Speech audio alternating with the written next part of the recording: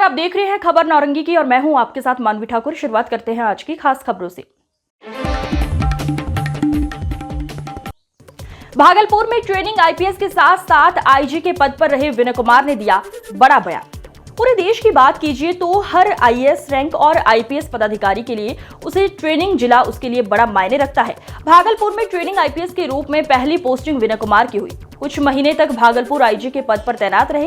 इससे पहले कटिहार, मुंगेर, झारखंड के गोड्डा जिला जैसे कई महत्वपूर्ण जिलों में एसपी के पद पर रहते हुए कई महत्वपूर्ण कार्य किए, जिसे भुलाया नहीं जा सकता। 1991 बैच के आईपीएस विनय कुमार ने बिहार पुलिस सेवा में कई महत्वपूर्ण कार्य भी किए और आज बिहार पुलिस बिल्डिंग भवन के एमडी के पद पर तैनात है। लेकिन एक आम इंसान हो या फिर कोई बड़ा पदाधिकारी, हर व्यक्ति के जीवन में माता पिता के साथ साथ उसकी पत्नी की भी महत्वपूर्ण भूमिका जीवन में रहती है।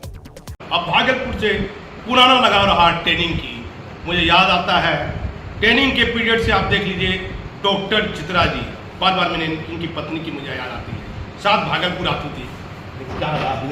कटिहार एसपी रहे, भागलपुर ट्रेनिंग की शुरुआत हुई। नहीं, अभी तो मेरा भ्रमण हुआ है जो निर्माण कार्य चल रहा है पुलिस निगम भागलपुर जिले में। पुलिस निगम के द्वारा नगर क्षेत्र में भी करीब आधा दर्जन थानों का निर्माण हो रहा है। ललमटिया थाना लगभग पूर्ण होने के कगार पे है। बराड़ी थाना निर्माणाधीन है। बराड़ी औद्योगिक थाना निर्माणाधीन है। यातायात थाना निर्माणाधीन है। तो इन सभी निर्माणाधीन थाना, फिर कंबाइंड बिल्डिंग बन रहा है इधर कटहलवारी में।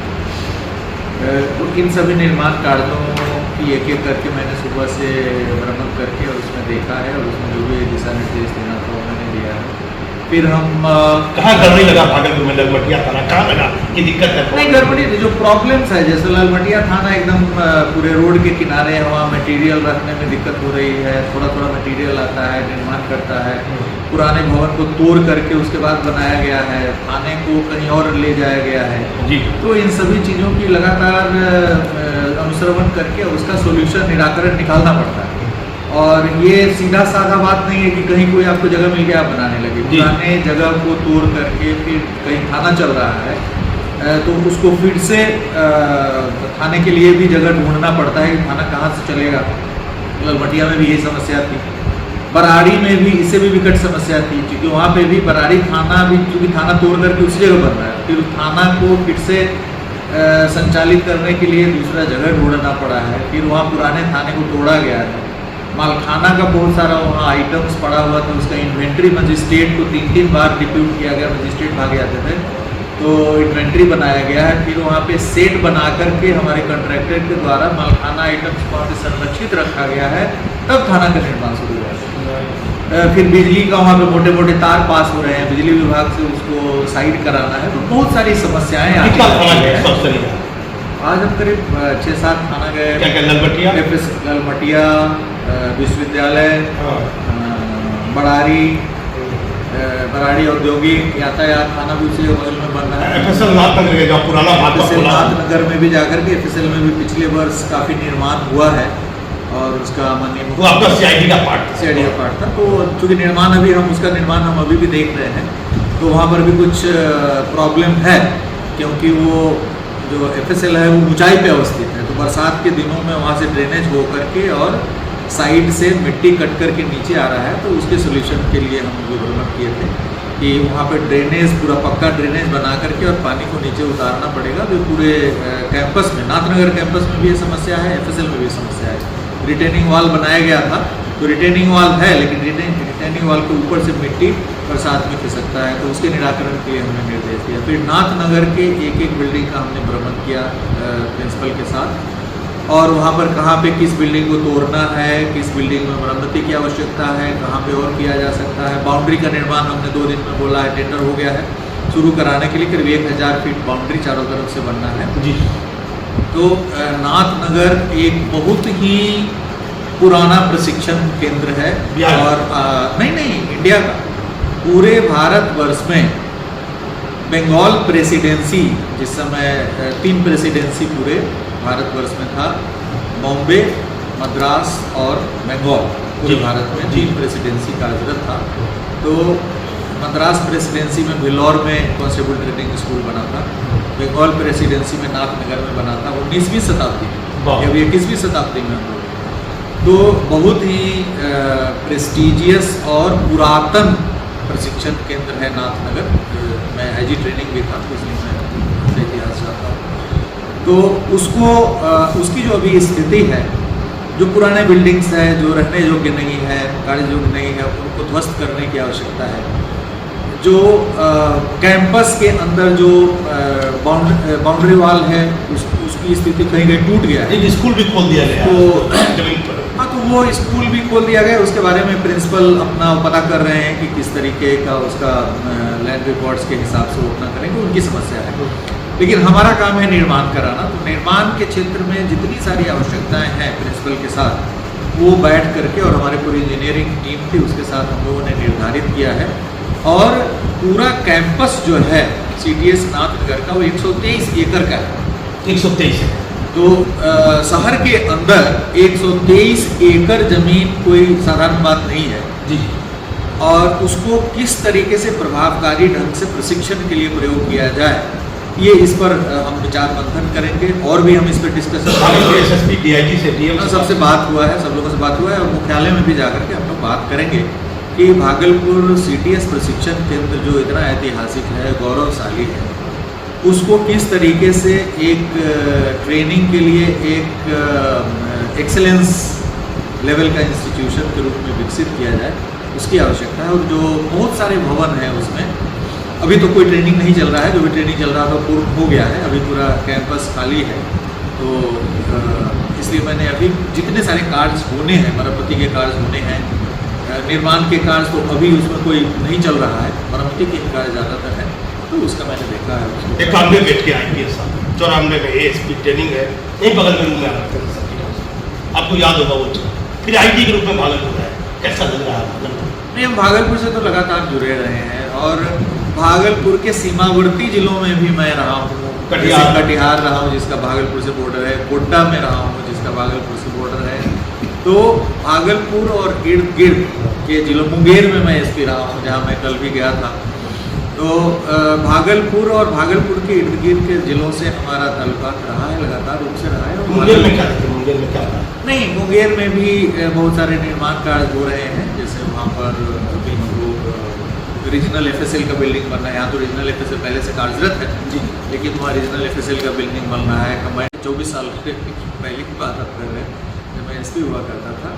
और उस समय कटिहार SP के रूप में जो दियारा क्षेत्र में था उसमें भी बहुत बड़ा अभियान चलाया गया था। 7-8 जिलों के SP के द्वारा बल उपलब्ध करा करके, जिसके दौरान जो 2 चर्चित गैंग थे, रीना यादव और रासबिहारी मंडल का, दोनों गैंग के लीडर पकड़े गए, उनके सदस्य गिरफ्तार हुए और दियारा में अमन चैन कायम किया गया था। तो मेरा अकेला प्रयास नहीं था, बल्कि उसमें 7 जिले, इवन झारखंड का जो साहिबगंज जिला था SP भी उसमें आज नहीं, ADG पांडे जी तो बहुत पुरानी बात है। तो SP की बातें अब उतना तो स्मरण नहीं है, लेकिन कुछ जो मैंने आपको बताया। लेकिन मैंने ये एक्सपेरिमेंट किया था। भागलपुर 7-8 थाना जो पुलिस भवन है उसको बनना बाकी। हाँ, बहुत रूरल एरिया में भी बहुत जगह बन रहा है। जैसे कहलगांव भी थाना बन रहा है, NTPC थाना कहलगांव भी निर्माणाधीन है, वहाँ पर भी बन रहा है। और बहुत सारे थाना भी पूर्ण हुए हैं, जैसे जोगसर पूर्ण हुआ, अमनड्डा पूर्ण हुआ है, अभी उद्घाटन शिलान्यास उद्घाटन कराया गया है माननीय मुख्यमंत्री के द्वारा। तो सरकार का यह लक्ष्य है और उस लक्ष्य की दिशा में हम विकास कर रहे हैं कि कोई भी थाना और वो भी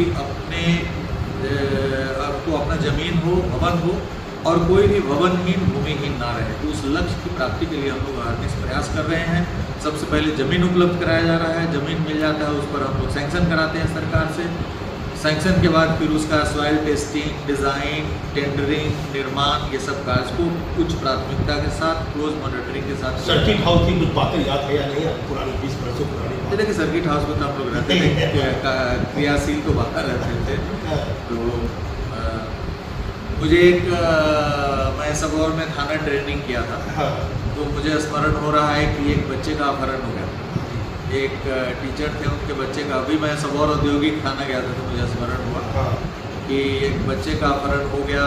उस बच्चे को बरामद करने के लिए हमने लगातार 3 दिन तक अहर्निश 24 घंटे, रात में पूरी रात प्रयास करता था। उसके बाद औद्योगिक थाना क्षेत्र के एक बहुत बड़ा इंडस्ट्रियल कॉम्प्लेक्स था जिसकी बाउंड्री करीब 25 फीट ऊंची थी, 24-25 फीट ऊंची थी। हमने एक अपराधी को जिसका नाम सिकंदर साहब था, हमें याद आ रहा है सब का, उसको खदेड़ के पकड़ा, उसके घर से 1.5 किलोमीटर उसको खदेड़ के पकड़ा। फिर उसको लेकर के वहाँ पे गया तो वो बताया कि इसी जगह रखा गया था। तो उस बाउंड्री के अंदर मैं चढ़ करके फिर अंदर कूद गया अकेले जब अंदर कूदा तो अंदर अपराधी थे, 4-5 अपराधी थे, पूरा कट्टा उट्टा लिए हुए थे, हम अकेले, हमारे पास पिस्टल था। तो अंदर अफरीद को रखे हुए था, बच्चे को हमको दिख रहा था कि एक बच्चा है, 4 आदमी उसको रखे हुए हैं और पूरा बाउंड्री सब पुलिस बाहर है। अब बॉडीगार्ड नहीं था, बॉडीगार्ड नहीं दिया गया था, बिना पिस्टल का एक ट्रेनिंग सिपाही था जो मेरे साथ था, बॉडीगार्ड नहीं दिया गया। तो मैं कूद गया उसके अंदर, थोड़ी देर के लिए तो बड़ा चिल्लाया मैं जोर से, लेकिन हमारे पास पिस्टल था, मैंने फायर किया 1-2 राउंड, हालांकि उस फायरिंग से किसी को लगा नहीं। तो उसके बाद अपराधी भागने लगे, 1-2 अपराधी गड्ढे में छुप गए। उसके बाद वो बच्चा चिल्लाया तो मैंने बच्चे को गोद में लिया। तब तक मैं चिल्लाया तो बाहर वाले लोग भी, जो अपराधी बाहर भागने लगे, तो बाउंड्री से नीचे कूद रहा था, बाहर भी 3 अपराधी पकड़े गए, पुलिस 2 पकड़े गए, 5 अपराधी पकड़े गए, बच्चा बरामद हुआ। मैं वहाँ से सीधे औद्योगिक एसपी रेजिडेंस पे, एसपी आवास पे एसपी साहब को बताया कि बच्चा बरामद हो गया है, सभी 7 अपराधी पकड़े गए। आईजी रहते हुए एक नक्सल तो मतलब अपहरण के मामले को काफ़ी मैं ट्रेनिंग से, जब सबौर थाना में ट्रेनिंग तो उस समय से अपहरण काफ़ी चैलेंजिंग टास्क होता था दिनों, और उसको लिया था। और बाद में भी जब कभी अपहरण की घटना होती थी तो पूरे लगन के साथ, मेहनत के साथ, मुझे कोई स्मरण नहीं हो रहा कि कोई भी अपहरण कांड जिसको पूरी लगन के साथ वर्कआउट किया गया हो, ना वर्कआउट। एक नक्सल वाली घटना यार, नक्सल घटना हुई थी, आप आईटी आए थे, बचमीना समझते अकबर नगर में हथियार लगा। हाँ नहीं, मैं उसी दिन रात में ज्वाइन किया था, रात में बल्कि सुबह में आया था, रात में मैं चला था और सुबह में आया था। घटना हुई थी तो यहाँ मैं सर्किट हाउस में रुका भी नहीं, 1 भी मिनट में सीधे घटनास्थल पे गया। घटनास्थल पे जो उस पर काफ़ी चैलेंजिंग था, चूँकि अकबर नगर भागलपुर के एकदम नज़दीक है, तो अकबर नगर में दिन में हथियार लूट जाए और कई सिपाही घायल हुए थे, तो बड़ा चैलेंजिंग घटना। और आज के साथ हम गए 2-3 दिन तक, उसमें काफ़ी छापामारी आयोजित, 2-3 दिन नहीं, 2 महीना में 3 महीने था यहाँ पे आईजी। उस पीरियड में मुंगेर में, जमुई में काफ़ी सारे ऑपरेशन हुए, बहुत हथियार जब्त हुए। शेखपुरा में उस समय ज़्यादा नहीं था, लखीसराय में था। तो बड़ा अभियान चलाया गया था उस समय, मुझे याद आ रहा है अभियान चलाया गया था, काफ़ी हथियार बरामद हुआ, गोली बारूद बरामद हुए, गिरफ्तारियाँ भी हुई।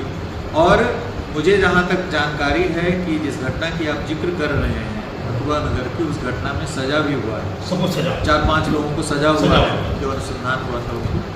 तो उसका मैंने अनुसंधान को भी सही ढंग से, बेहतरीन ढंग से करने के लिए भाइयों को डायरी वायरी भी लिखवाया था। मुझे बात सीआईडी में लंबा समय विशाल शर्मा का मामला बड़ा चर्चित। नहीं, हम देखिए कंट्रोवर्शियल मामले में मैं नहीं जाऊँगा। लेकिन बड़ा सीआईडी में बड़ा अभी निर्माण की बात आप करिए, किसी पदाधिकारी के बारे में मैंने क्या लिखा नहीं लिखा उसके बारे में। सीआईडी बड़ा आपका रहा, अपराध और निर्माण के बारे में, अपराध के बारे में भी नहीं, क्योंकि अपराध से अभी संबंधित मेरा नहीं, निर्माण के संबंध में बात कर सकते हैं। सीआईडी में था लंबा नहीं, आप निर्माण के बारे में पूछे। एफएसएल आपका पुराना रहा। हाँ, एफएसएल को सुदृढ़ बनाने के लिए काफ़ी मैंने प्रयास किया, और अभी 12 जगहों पे जो रेंज है उसमें एफएसएल सैंक्शन हुआ है। 3 जगह कार्यरत है, जैसे भागलपुर में आज गया, मुजफ्फरपुर भी कार्यरत है, पटना में कार्यरत है, और 9 जगह पे अभी भवन का निर्माण बड़ी तेज़ी से हो रहा है।